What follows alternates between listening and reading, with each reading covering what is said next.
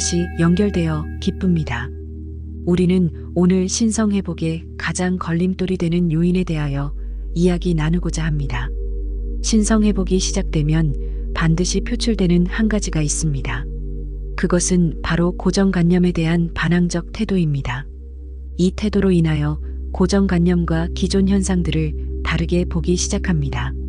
신성회복이 시작되면 자신을 바라보는 관점이 많아지고 점점 자신의 모습에서 세상에 대해 부정적으로 변해가는 듯 느껴지기도 합니다.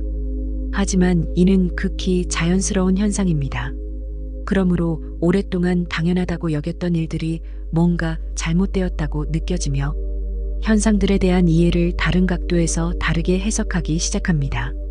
마침내 세상을 점점 관객의 시점에서 보고 어린아이가 세상을 향해 계속 질문하듯 자신을 향해 끊임없이 질문을 쏟아낼 것입니다. 여러분은 자유로웠던 영혼들을 제한된 틀에 고정시키며 신성을 스스로 제한시켰습니다.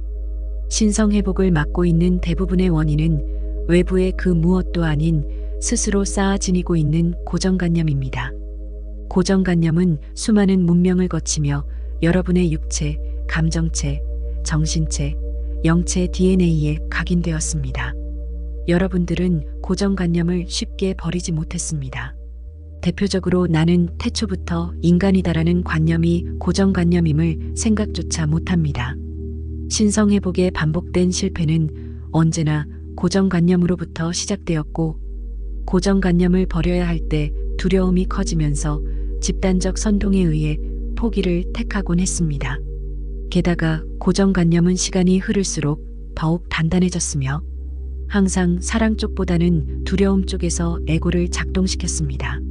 사회를 구성하고 사회화될수록 에고는 외부로부터 들어오는 정보에 민감하게 반응하며 자신을 보호하려 합니다.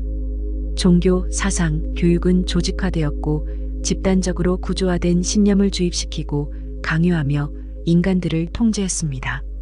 그들은 두려움에 잘 반응하는 인간 에고의 본성을 이용하여 DNA상에 뿌리 깊게 침투했습니다. 이렇게 형성된 고정관념은 변화를 두려워하며 변화에 저항하고 변화를 거부합니다.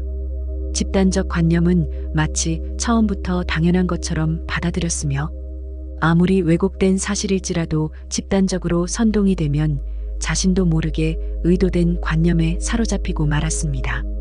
특히 육체와 감정체의 취약점을 지닌 여성들과 아직 판단력이 부족하고 희미해지는 아이들, 노인의 경우 더욱 집단적 고정관념에 사로잡히기 쉬웠습니다. 특히 종교는 에고의 두려움을 자극하여 자신들이 원하는 만큼 아젠다를 성취했습니다. 게다가 집단적 고정관념은 사회 문제와 성별, 종교, 지역, 혈색, 민족 갈등을 야기시켜 분쟁의 시작점이 되기도 했습니다. 여러분들은 자유로운 영혼을 지닌 신성한 존재입니다.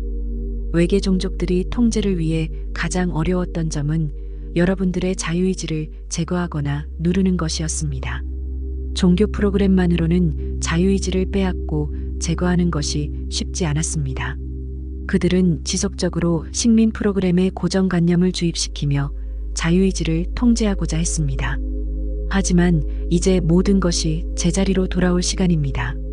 비록 여러분 스스로 침략자들이 원하는 연극 무대에서 그들이 원하는 연극을 연기했다 해도 이제 그만 관객의 자리로 돌아올 시간입니다. 지금 여러분들은 신성을 회복하려 합니다. 그러므로 이제 여러분들은 고정관념에 대해 알고 깨어 있어야 할 것입니다. 하지만 이는 고정관념이 여러분에게 해로움으로 여러분들의 DNA에서 제거하라 요청하는 것이 아닙니다. 고정관념을 부수고 밖으로 내보내라는 뜻이 아닙니다. 고정관념은 없앤다고 해서 쉽게 없어지지 않습니다. 여러분들은 이미 각인된 고정관념을 없애기 위해서는 너무도 많은 노력이 필요하다는 사실을 시행착오를 통해 알았습니다. 또한 겨우 내보낸 고정관념들이 다시 들어오는 것을 막을 수 없으며 고정관념과 계속 싸울 수도 없는 것입니다. 그럼 고정관념을 어떻게 해야 할까요? 우리가 매일 여러분에게 생선을 줄 수 없듯이 여러분 스스로 고기 잡는 법을 배우면 되는 것입니다. 그 방법은 고정관념과 자신의 에고를 이해로 승화시키는 것입니다. 그동안 여러분들은 연극의 캐릭터로 연극 중이었고 고정관념은 하나의 설정이었으며 고정관념을 통해 무수히 많은 다양한 체험들과 교훈을 이끌어낼 수 있었습니다. 만약 고정관념을 받아들이지 않았다면 외계 종족들은 여러분들과 동화될 수 없었을 것이며 여러분들의 주인 행세를 할 수 없었을 것입니다. 여러분들은 침략자들의 의도에 맞추어 자신들의 신성을 숨기고 고정관념을 연극의 설정으로 받아들이며 자신까지도 속였던 것입니다. 고기 잡는 어부의 비유는 오래전 예수의 가르침이었습니다. 그는 종교 프로그램에 녹아들었던 고정관념을 깨기 위해 그리스도의 빛을 인간들에게 심으려 했지만 당시 사람들은 그의 뜻을 이해하지 못했습니다. 여러분들이 고기 잡는 어부가 된다면 들어오는 고정관념마다 매번 청소하여 정화시킬 필요가 없습니다. 들어오는 고정관념들과 싸우고 투쟁할 필요가 없는 것입니다. 청소하여 정화시키는 것이 아니라 이해하여 자신에게 꼭 필요했었다고 승화시키면 되는 것입니다. 들어오는 부정적 고정관념을 마치 필터처럼 긍정화시키는 것입니다. 우리는 이러한 고정관념에 대하여 지속적으로 이야기 나눌 것입니다.